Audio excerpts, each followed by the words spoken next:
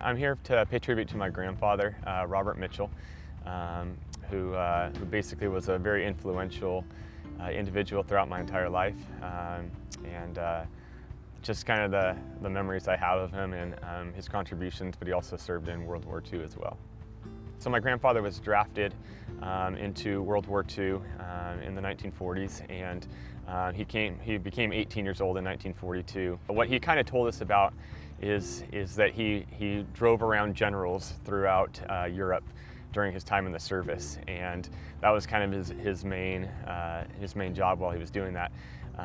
We don't really know exactly. I know towards the end of his life, or after he had passed away, when we're trying to find out more about his time in the service, and my mother had called just to find out more. Basically, she called basically like a military group just to find out more for his funeral, and they said he did more than that. Like, he was actually he might have been like a sniper or something like that, or an infantryman, but he really didn't talk about it much. It was one of those parts of his life that he didn't really talk about. He just, I think, kind of like a lot of the people in his generation, they did their job, and that was enough. And he didn't really mention much beyond that. I remember as a kid talking just a couple questions about him, but it was before, I was a history teacher, a teacher, had a passion for it, and he just kind of talked about just little glimpses of how hard it was. He was actually born and raised in Riverside, California. He lived here his entire life. He grew up on Central Avenue in like a little farmhouse with his family, and he met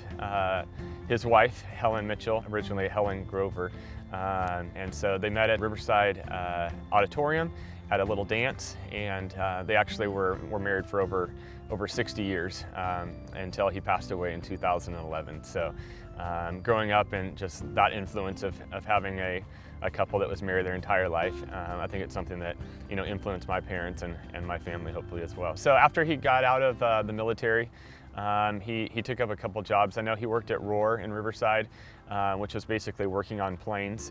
And then later on in his life, he worked for the Riverside Credit Union, and that's kind of what I remember of him as a kid. I remember being able to go in, and we visited him at work, and he was basically at the bank, and I was just a little kid, but I remember seeing him there behind a desk and working on that until he retired. Yeah.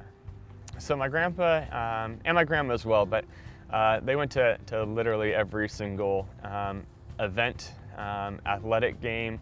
I mean, literally anything in our life, they made sure they was there, and it was kind of their first priority. They put a huge emphasis on family and supporting us, basically in any way. But I remember a lot of things. I remember being in his front yard, and he was very meticulous with his lawn. He spent a ton of time on it. He loved it. He would mow the lawn, and it was one of the old-fashioned mowers that didn't have an engine or anything like that. And anything that was like, that was still that was not cut at the very end, he would actually get out like this pair of scissors, and he would go around and just trim off any piece of grass because he just wanted everything to be really meticulous. So I remember seeing him out there. He always wore a white shirt and like this yellow visor, and then when we get to play on the front yard after he had mowed everything. So yeah, I definitely remember that. I remember he took me to my first professional baseball game that I remember in my life.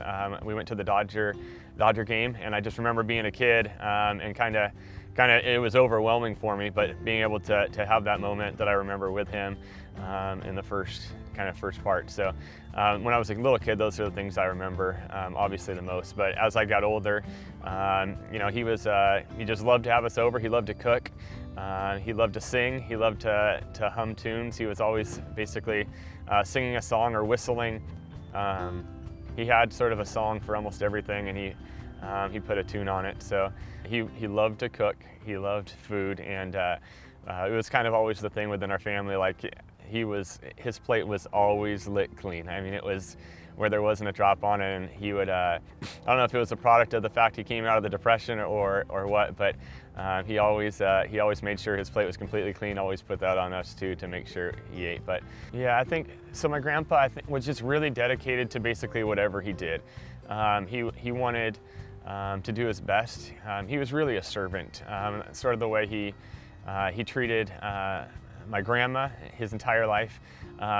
He was always willing to do basically anything. He worked really hard. Just overall, I think just remembering him for support. He was there might be not one person at one of our soccer games, but my grandpa was there. He always brought a thermos of water for me, and he was always watching. He was always rooting for us, and I kind of, my entire life, he was there for all those events.